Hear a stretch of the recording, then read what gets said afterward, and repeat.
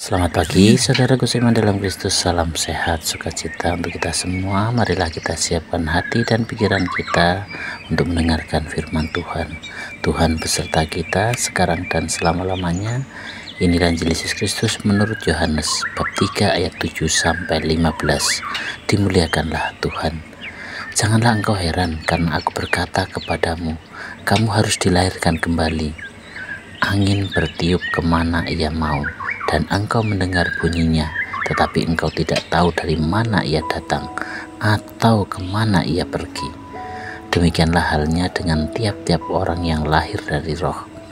Nikodemus menjawab, katanya, bagaimanakah mungkin hal itu terjadi? Jawab Yesus, engkau adalah pengajar Israel, dan engkau tidak mengerti hal-hal itu. Aku berkata kepadamu, sesungguhnya kami berkata-kata tentang apa yang kami ketahui, dan kami bersaksi tentang apa yang kami lihat. Tetapi kamu tidak menerima kesaksian kami. Kamu tidak percaya waktu aku berkata-kata dengan kamu tentang hal-hal duniawi. Bagaimana kamu akan percaya kalau aku berkata-kata dengan kamu tentang hal-hal surgawi? Tidak ada seorang pun yang telah naik ke surga selain daripada Dia yang telah turun dari surga, yaitu Anak Manusia. Dan sama seperti Musa meninggikan ular di padang gurun, demikian juga Anak Manusia harus ditinggikan, supaya setiap orang yang percaya kepadanya beroleh hidup yang kekal. Karena begitu besar kasih Allah akan dunia ini, sehingga Ia telah mengaruniakan anaknya yang tunggal, supaya setiap orang yang percaya kepadanya tidak binasa, melainkan beroleh hidup yang kekal. Demikianlah Injil Tuhan, terpujilah Kristus. Selamat pagi para saudaraku seiman dalam Kristus. Tema renungan kita adalah lahir kembali dalam roh. Dalam bacaan Injil hari ini, Yesus berbicara kepada Nikodemus, seorang pemimpin agama Yahudi.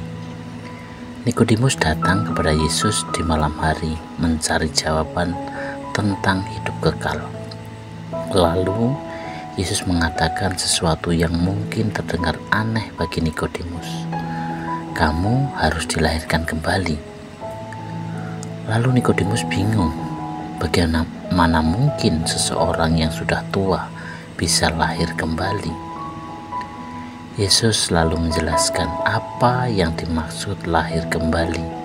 Bukanlah lahir secara fisik, tetapi lahir dari roh, yang artinya kita diajak untuk memperbarui hidup kita, membuka hati untuk karya Roh Kudus, dan membiarkan Allah membentuk kita menjadi pribadi baru, lebih mengasihi, lebih taat, lebih percaya. Saudaraku seiman dalam Kristus, setelah itu Yesus melanjutkan dengan mengingatkan tentang kisah Musa yang meninggikan ular di padang gurun. Ketika orang Israel dipakut ular, mereka sembuh jika memandang ular tembaga itu. Ini melambangkan apa yang akan terjadi pada Yesus sendiri. Ia akan ditinggikan di kayu salib supaya setiap orang yang percaya kepadanya beroleh hidup yang kekal. Saudaraku seiman dalam Kristus, sebenarnya apa makna dari renungan ini? Yang pertama adalah percaya dan menyerahkan diri kepada Yesus. Ini artinya kunci untuk hidup baru. Yang kedua adalah lahir dari roh, berarti membiarkan Roh Kudus mengubah cara kita berpikir, cara berbicara, dan bertindak kita dalam kehidupan sehari-hari. Yang ketiga, salib Yesus. Ini bukan berarti kekalahan, melainkan tanda kasih Allah yang besar untuk kita semua sebagai pengikutnya yang setia. Dan sebagai refleksi untuk kita bersama, apakah kita sudah membuka hati untuk lahir kembali dalam roh?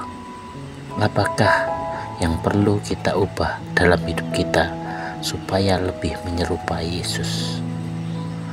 Mari kita minta Roh Kudus membimbing kita setiap hari agar kita sungguh mengalami kehidupan baru bersama Yesus. Percayalah, siapapun yang memandang kepada Yesus dengan iman akan diselamatkan dan memperoleh hidup yang kekal.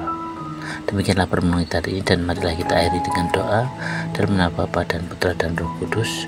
Bapa yang penuh kasih, terima kasih untuk segala berkat-Mu. Pimpin kami dengan terang Roh Kudus-Mu agar selalu mengikuti dan setia pada ajaran-Mu. Amin. Dalam nama Bapa dan Putra dan Roh Kudus. Amin.